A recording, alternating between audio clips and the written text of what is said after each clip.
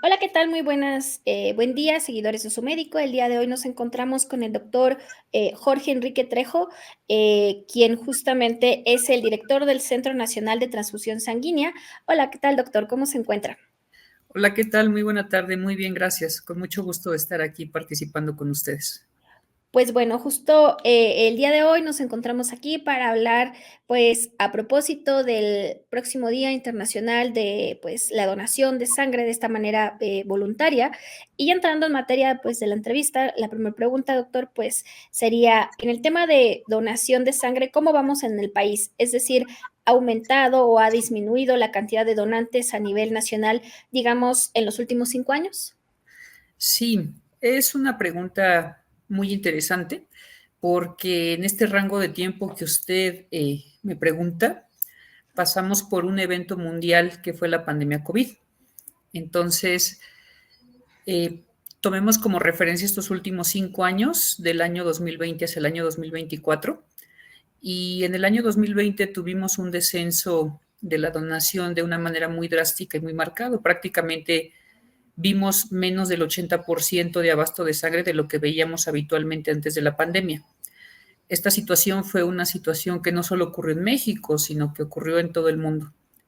Sin embargo, al día de hoy, 2024, la donación de sangre totalmente se ha recuperado en México. Estamos con el cierre anual del año 2023 con una donación poco más de 1.6 millones de unidades de sangre.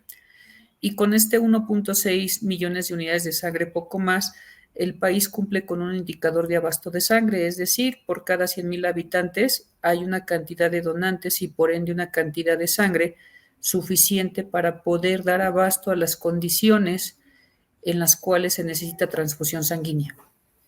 Doctor, ¿por qué es importante donar sangre de manera voluntaria? Es decir, muchas veces nos encontramos que nos piden donadores cuando tenemos un pariente hospitalizado o que van a realizar alguna intervención quirúrgica, pero ¿por qué usted haría esa invitación y les diría a las personas que escuchan justamente esta grabación que es importante el donar justamente la sangre de manera voluntaria y no, digamos, por una obligación o compromiso médico?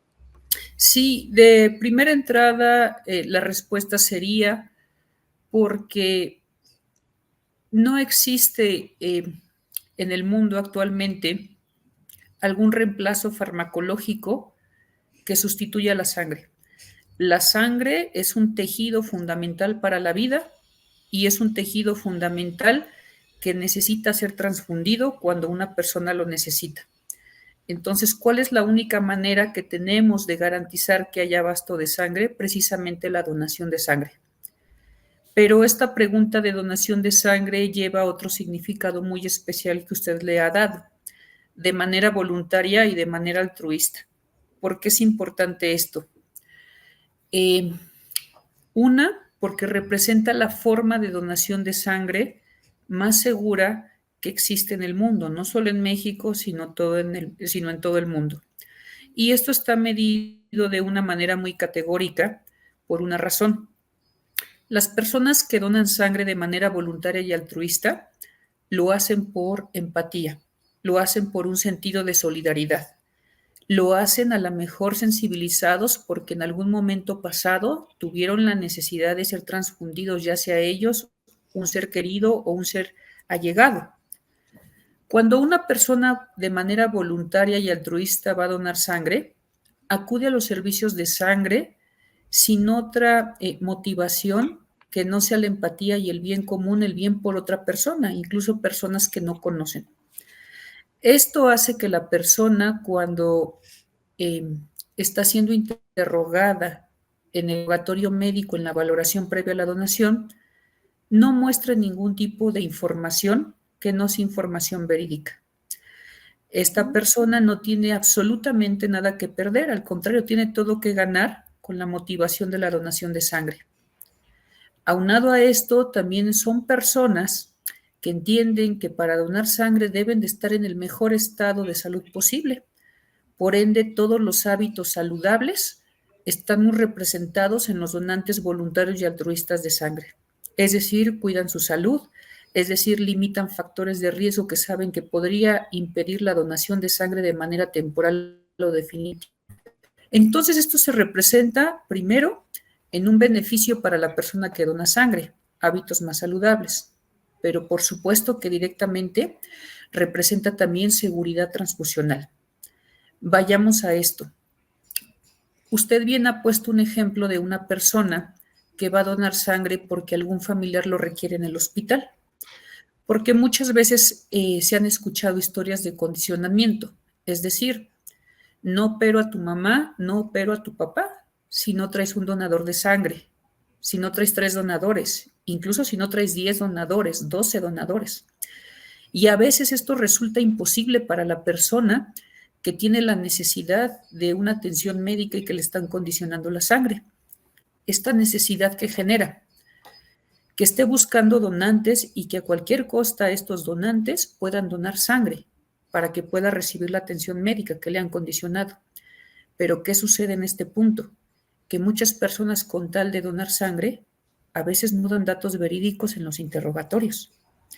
Y estos datos que no son verídicos, uno, se pueden reflejar directamente en la donación, es decir, poner en riesgo incluso hasta la vida de la persona que va a donar sangre. Pero ¿qué pasa cuando estos factores de riesgo pueden incidir en las personas que reciben sangre? Es decir, también ponen en riesgo a la persona que se va a transfundir.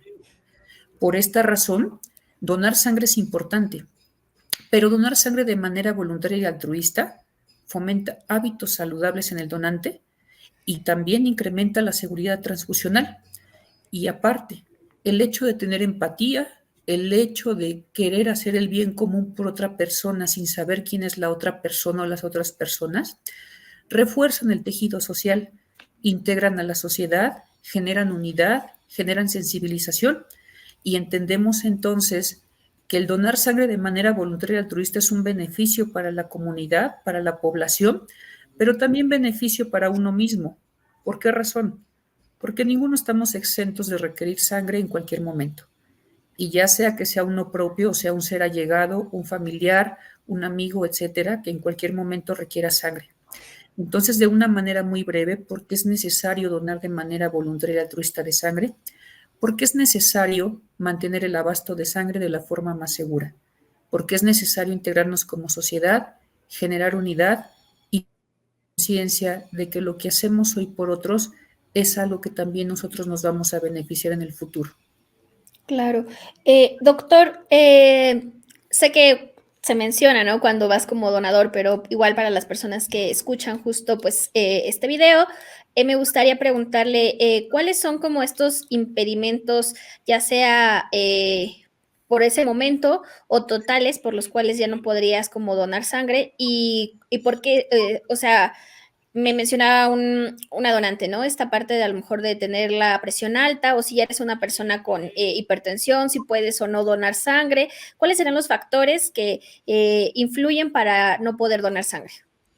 Perfecto, sí, son los criterios de diferimiento y como bien lo menciona, hay criterios de diferimiento que pueden ir desde lo temporal, es decir, unos cuantos días, hasta los que pueden ir de manera definitiva, donde una persona ya no es apta para donar sangre por alguna razón.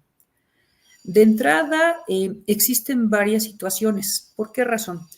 Porque debemos de asegurar con estos criterios de diferimiento, lo primero, que la persona que va a donar sangre salga con el mismo estado de salud, es decir, con buen estado de salud después de una donación.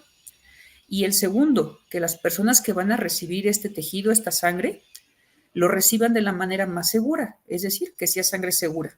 Basado en estos dos argumentos es que se emiten los criterios de diferimiento. Existen una serie de condiciones que alejan a la persona de lo saludable o de lo más cerca a la salud, factores de riesgo o factores ya como tal de enfermedad que impiden la donación. Vayamos a un ejemplo muy claro que usted ha puesto, hipertensión arterial. Hoy por hoy en nuestro país sí se puede donar si una persona tiene hipertensión arterial de la sangre, en la sangre. Pero ¿qué requisito fundamental debe de haber? Que esa hipertensión arterial esté controlada.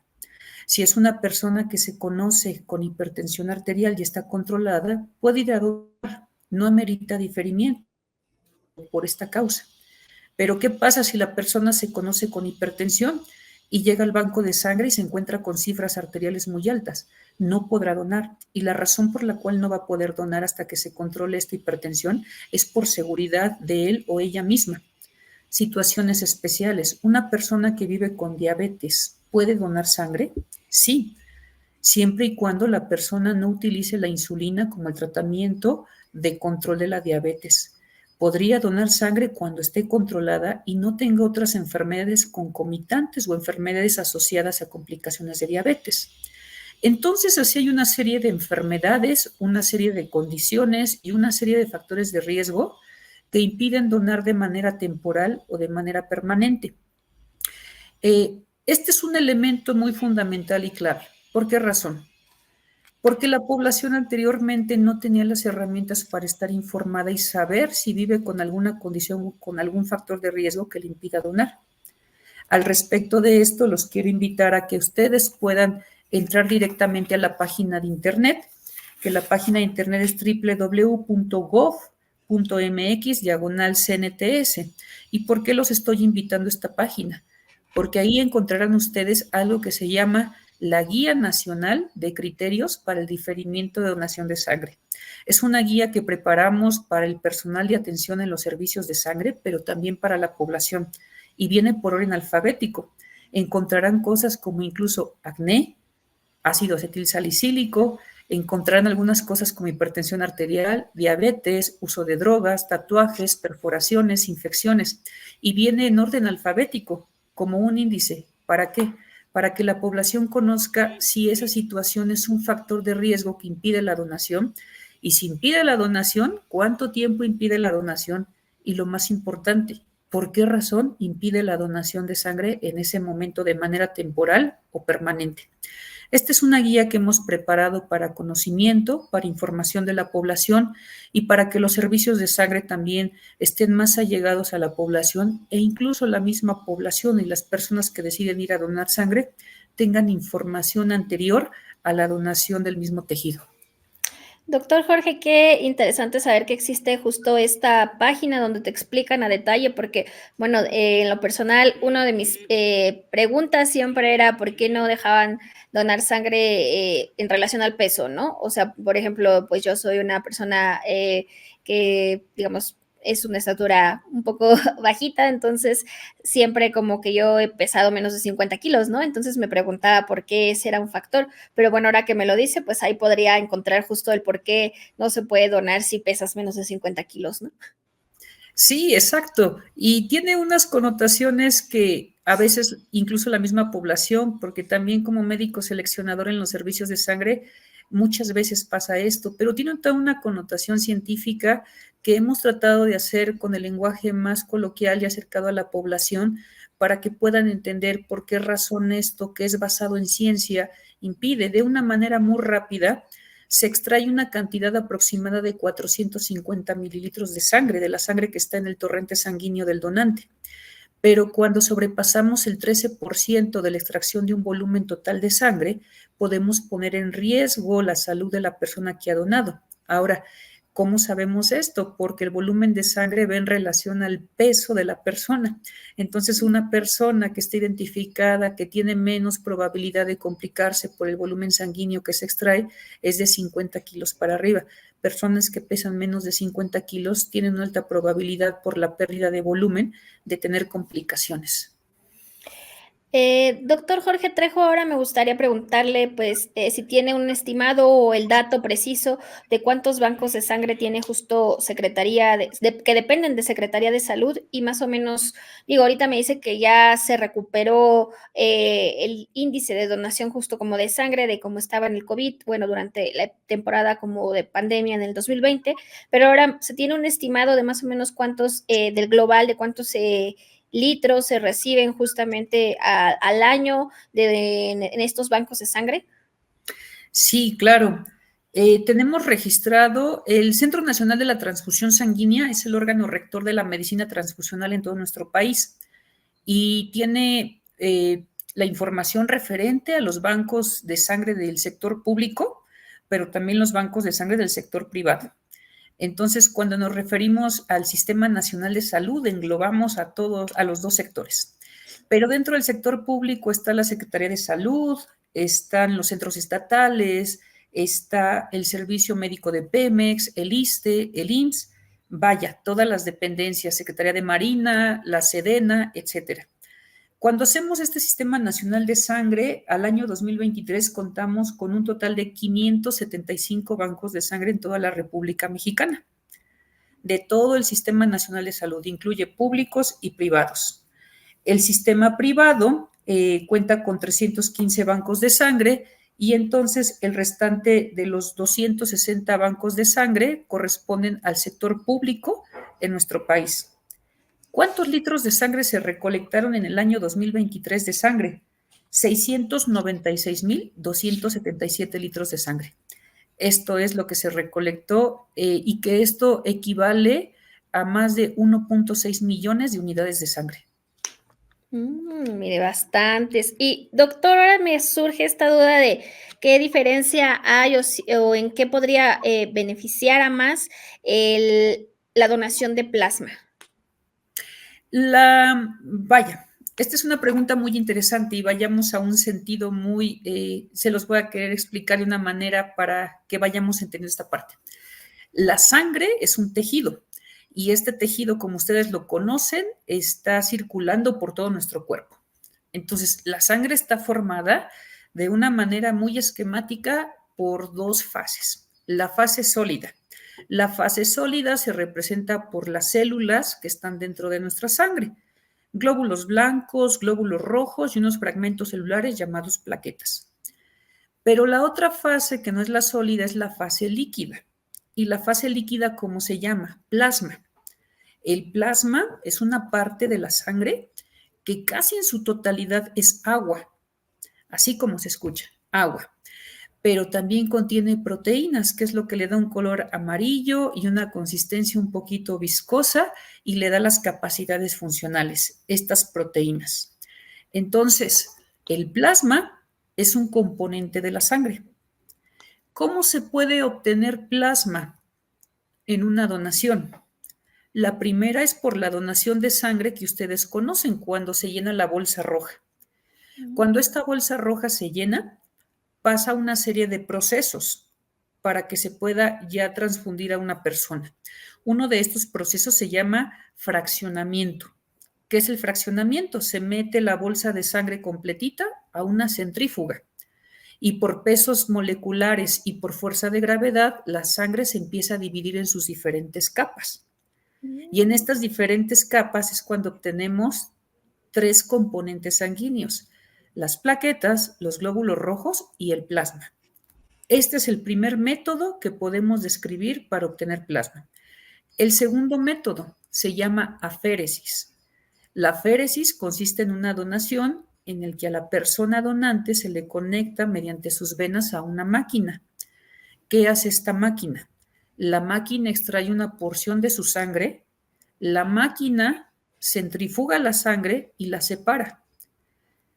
Colecta el plasma o el componente sanguíneo seleccionado y el resto de la sangre se le regresa a la persona. Esta es la segunda modalidad. El plasma contiene proteínas, entonces la principal indicación del plasma para transfundirse es para restaurar la función de esas proteínas que se ha perdido o que una persona ha perdido. Tiene indicaciones transfusionales muy pequeñas, muy restringidas. ¿Por qué razón? Porque son muy específicas y la transfusión debe de ser muy segura, es decir, la transfusión para lo que se requiere. Entonces, el plasma se utiliza primordialmente para esto, para cumplir con las funciones de las proteínas que ha perdido una persona que necesita recibir plasma. Pero del plasma, ¿qué más se puede obtener? El plasma se puede industrializar, este plasma que se dona, se puede industrializar mediante procesos físicos y químicos y procesos farmacéuticos para que de estas proteínas que tiene se extraigan y se generen medicamentos. Estos medicamentos son conocidos como hemoderivados. Entonces, como podrá ver, la sangre salva vidas cuando se transfunde, pero también salva vidas y promueve que exista vida y aumenta la calidad de vida cuando se procesa y se obtienen fármacos. Ah, mira, esa parte no lo sabía, que se pueden realizar medicamentos, o sea, sí sabía la parte como de las proteínas, pero no que se pueden realizar medicamentos, es una parte bastante, pues, bueno saberlo, ¿no? Porque al final creo que es esto que engloba, como mencionaba, esta frase que me gustó mucho de que salva vidas, ¿no? Y que al final, pues, también ayuda en este sentido como al sector, pues, farmacéutico para poder, pues, hacer este tipo de medicamentos, me parece algo maravilloso. Y bueno, doctor, me gustaría también preguntarle si cuenta con algún registro sobre la entidad donde pues, se dona más sangre o el género que más está justamente donando sangre, así como un estimado o una media respecto a la edad de los donadores. Sí, claro. El Centro Nacional de Transfusión Sanguínea estamos muy motivados en generar información de todo tipo para que la población la conozca. La información es sumamente importante para que la gente que la está obteniendo tenga mayor poder de decisión, pero también sumamente importante para nosotros para ir generando políticas públicas en materia de sangre que sean de mayor beneficio para la población y medidas sobre algo. ¿Cómo se dona en nuestro país? De acuerdo al género, los hombres donan más que las mujeres. ¿Cuál es el porcentaje de donación que sucede con los hombres respecto a las mujeres? El 70.8% de las donaciones que ocurrieron en el año 2023 provienen de hombres y el restante 29.2% provienen de mujeres. ¿Cuál es el grupo sanguíneo que más se dona en nuestro país? Es el O positivo. ¿Cuál es el grupo que menos se dona en nuestro país? AB negativo. No llega ni al 1. Y esto va en orden de la frecuencia de grupos sanguíneos que existe en la población de manera normal. Tenemos identificado que el rango de edad, cuando las personas más donan, es de los 25 a los 44 años de edad. Entre 25 y 44 años de edad tenemos registrado poco más del 40% de los donantes de sangre. ¿De dónde pueden todos ustedes y toda la población y el auditorio que esté escuchando el programa obtener toda esta información? Nuevamente los invito a la página www.gov.mx/CNTS. Ahí encontrarán algo que se llama Informe Anual de Desempeño del Sistema de Sangre en México. Van a encontrar cómo se dona, van a encontrar por entidad federativa quién dona de manera voluntaria, cuál es la entidad que más dona, cómo donan las instituciones de salud que ustedes consideren que deben de estar informados, cuál es el grupo de edad que más dona, cuál es la frecuencia del grupo sanguíneo, en fin, una serie de estadísticas. En el informe anual del desempeño del uso y disposición de sangre 2023, en la página www.gov.mx/CNTS, encontrarán toda la estadística referente al uso y disposición de sangre en nuestro país. Ahí encontrarán todos ustedes, incluso también temas de relevancia infecciosa en materia de sangre, temas de uso de materia de sangre, donación de sangre, etcétera. Perfecto, doctor. Doctor, ya casi para ir cerrando, ¿algo más que usted quisiera agregar, algo que me haya faltado preguntarle o alguna conclusión? Sí, el 14 de junio de cada año se celebra el Día Mundial del Donante de Sangre. Este año México lo va a celebrar en el estado de Aguascalientes. Es muy importante que vayamos haciendo el realce de estos días. ¿Por qué razón? Para generar conciencia. La mejor manera de generar conciencia en una población es informando, pero también informando que siempre va a existir la necesidad de sangre. Y nuevamente, el donar sangre es un ganar-ganar. Dono y beneficio a la población, pero también en algún momento esa donación me puede beneficiar a mí. Donemos de manera voluntaria y altruista. Generemos unidad, generemos solidaridad, generemos empatía y sobre todo saber que es un bien para todos y es un bien común. Perfecto, doctor. Pues bueno, por mi parte solo queda justo una pregunta que igual se me había pasado realizársela, que es cómo nos encontramos a nivel, digamos, comparación a nivel regional. Es decir, si en materia de donación de sangre, ¿cómo estamos rankeados a nivel, por ejemplo, América Latina? Sí, la donación de sangre para generar abastos va también en función de la cantidad de habitantes que exista en una zona, es decir, ahora en un país. No nos podríamos comparar con países que tienen una población mucho menor a la nuestra porque su donación de sangre para abastecer la necesidad es menor que la de México.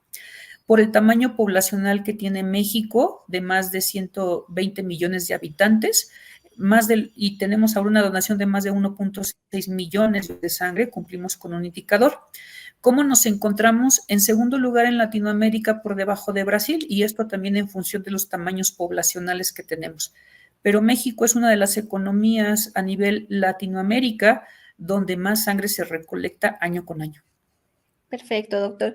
Pues bueno, ya nomás para finalizar, si nos puede recordar esta página donde se puede encontrar, creo que algo de lo que más se menciona cuando se habla de donación de sangre es los por qué sí o por qué no se puede justo donar. Entonces, ¿dónde y bajo qué criterio o apartado las personas pueden encontrar justamente pues estos factores de sí o no para poder donar?